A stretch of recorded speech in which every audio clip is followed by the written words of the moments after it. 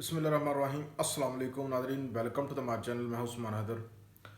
Nadreen, दुनिया में election होता है और पाकिस्तान में इलेक्शन के नाम पर एक बहुत बड़ा फ्रॉड होता है।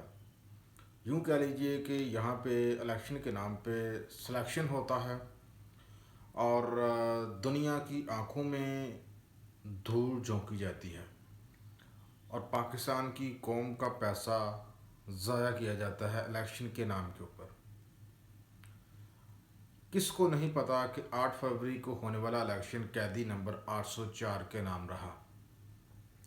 2/3 अक्सरियत कैदी नंबर 804 ने जेल में बैठकर हासिल की और ऐसा पाकिस्तान की तारीख में कभी नहीं हुआ।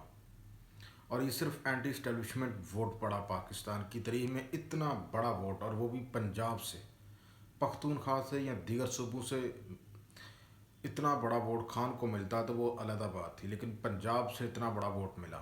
लेकिन हम सब ने देखा कि बाद में वो लोग जिनको कौम मुस्तरद कर चुकी थी उनको पाकिस्तान का हुक्मरान बनाया गया।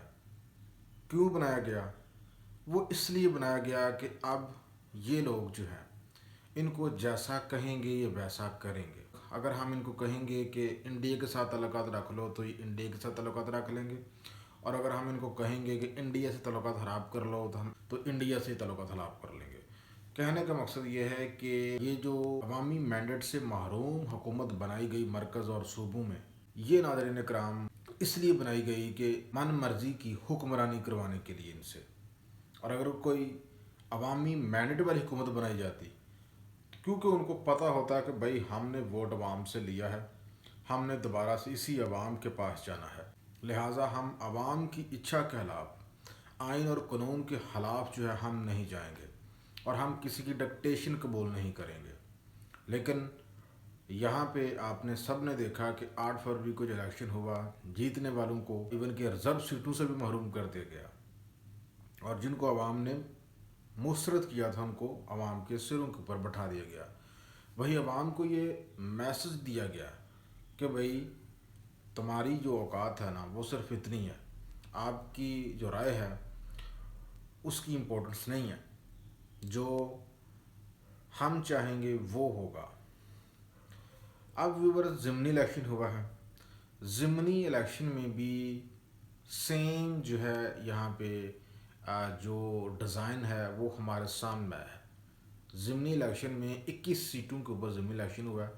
पख्तूनख्वा की एक सीट NA-44 सिर्फ जो है वहाँ पे सुन्नी इत्तेहाद कौंसिल के जो उम्मीदवार हैं, यानी कि PTI की हिमायत याफ्ता, वो उनको वहाँ से जीतने दिया गया।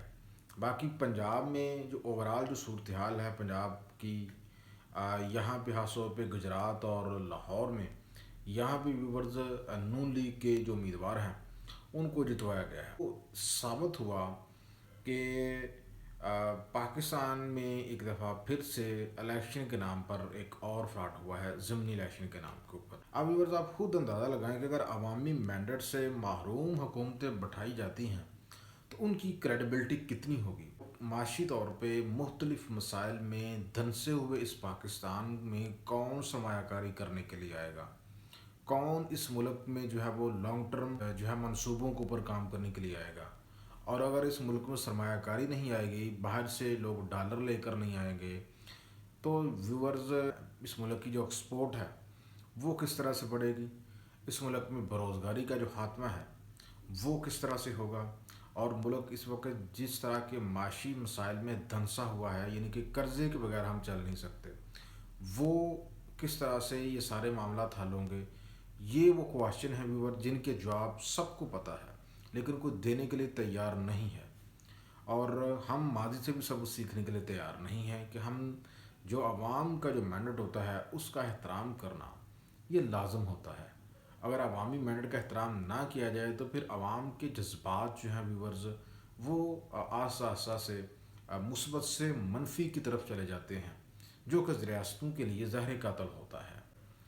तो ये सूरत हाल है जो आपके सामने रखनी थी कि जी पाकिस्तान में इलेक्शन के नाम पर एक दफ़ा फिर से सिलेक्शन हमारे सामने आई है।